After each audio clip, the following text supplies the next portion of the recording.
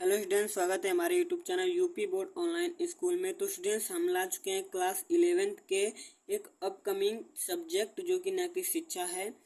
तो हमारे नई शिक्षा नीति के द्वारा नैतिक शिक्षा हमारे क्लास 11th में ऐड की गई है और उसमें जो जीवनी से हमें पढ़नी है वो अम्बेडकर जी की जीवनी हमें नैतिक शिक्षा में पढ़नी पड़ेगी। ठीक है, तो आइए इनकी जीवनी को स्टार्ट करने से पहले हमारे कॉन्टैक्ट नंबर को आप अपने फ़ोन नंबर में सेव कर लीजिए, जिससे कि आपको किसी भी क्लास की अगर आपको पीडीएफ चाहिए तो आपको हम अवेलेबल करा देंगे। ठीक है, तो जैसा देख सकते हैं कि अम्बेडकर जी के लिए हमने कई पॉइंट्स बनाए हैं नीचे।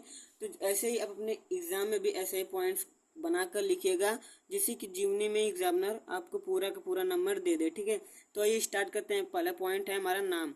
तो इनका नाम था भीमराव अम्बेडकर। इनका जन्म हुआ था 14 अप्रैल 1891 में और इनकी माता का नाम भीमाबाई था और इनके पिता का नाम रामजी मालोजी सकपाल था। ठीक है, और इनके बच्चे का नाम यशवंत अम्बेडकर था।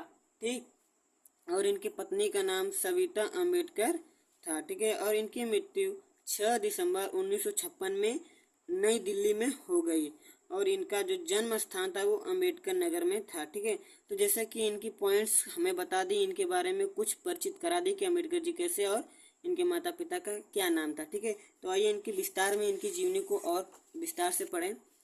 तो भीमराव जी का जन्म मध्य प्रदेश के सैन्य छावनी महू में हुआ था। ठीक है, वीर रामजी मालोजी सकपाल और भीमाबाई के 14वीं और अंतिम संतान थे। ये अपने माता पिता के 14वीं और अंतिम संतान थे। उनका परिवार मराठी था और वे आम्बेडवे गांव जो महाराष्ट्र के रत्नागिरी जिले में है वहां पर वो रहते थे। इनकी जाति को लोग अछूत मानते थे। इनको अपनी जाति में या किसी भी जाति के लोग इनको किसी भी कार्य करने के लिए नहीं करते थे, अछूत मानते थे। ठीक है, इसी बात का दर्द अम्बेडकर जी को बहुत दुख पहुंचाता था।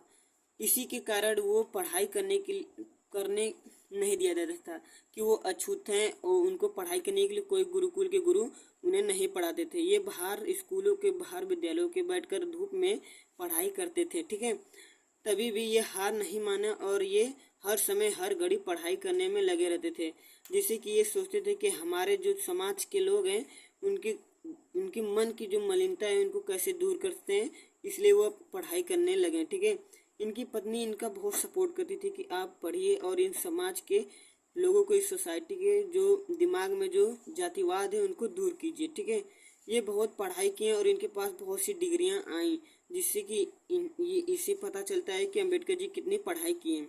एक बार की घटना है कि अम्बेडकर जी शहर में पढ़ाई कर रहे थे। ठीक है, उस समय इन्हें पैसे की बहुत ज़रूरत पड़ी। ठीक है, तो इधर उनके बेटे को बहुत बुखार था।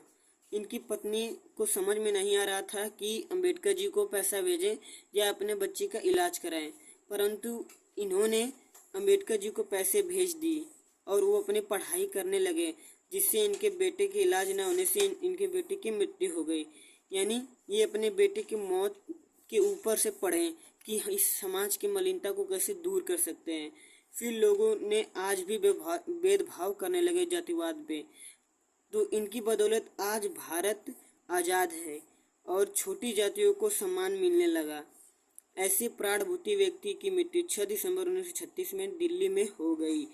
आज भी लोग इन्होंने इसलिए समाज को एक नया रास्ता दिखाया कि लोग हमारे छोटी जाति को सम्मान दें, पर आज के लोग फिर से वही काम करने लगे हैं, जातिवाद के भरोसे सबको धमकाते उमगाते हैं। ठीक है, तो खैर हमारी जीवनी आपको पसंद आए तो हमारी जीवनी को लाइक, सब्सक्राइब और शेयर कर दीजिएगा स्टूडेंट्स, और अपने दोस्तों को भी शेयर कीजिए कि क्लास 11th में इनकी भी जीवनी आएगी। ठीक है, धन्यवाद।